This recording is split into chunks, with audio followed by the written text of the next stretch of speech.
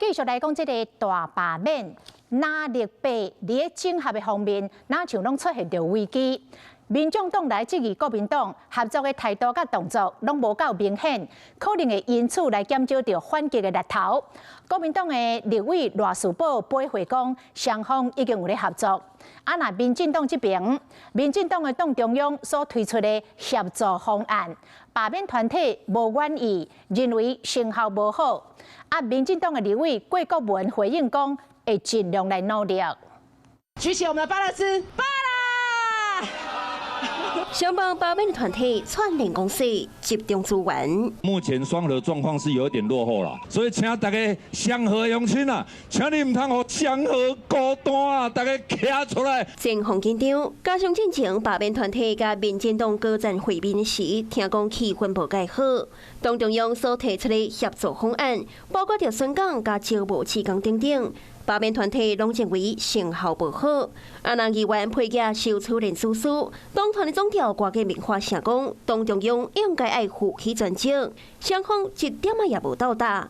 罢免团体对第二阶段成果真悲观，估计对20区降成10区到15区。因为民进党其实目前才刚刚启动，这个30% 的部分对罢团来说是有一点没有符合他们期待，不过我们会尽量努力。那这业合作，嘛是一竿不拉鱼，起不鸡。告诉人民，我们的钱到哪里去了？那被头一场的宣讲，那拢伫邦桥，搁抢伫港日。除了独裁国家。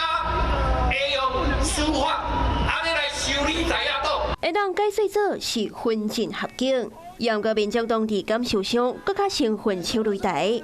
听讲上报已经有哪位数殿下的联络传达合作的意愿，所介到党中央的立场无坚定。现在已经在合作了，现在不是已经有我们的活动，民众党的党主席都来参加了吗？已经有在合作了。台面上要解释过，杨过台面下未当够洗高产，因为林营也发动空战。国家的安全不能靠嬉闹与咆哮，威胁与挑战正迎面而来。林营目标锁定罢免保困期，号令返乡列车。那在野党也变顺利整合，输人唔输阵。Hello， 我是林明瑞。想要抢先掌握最及时的新闻资讯吗？赶快订阅、按赞、开启小铃铛，锁定我们华视新闻的 YouTube 频道。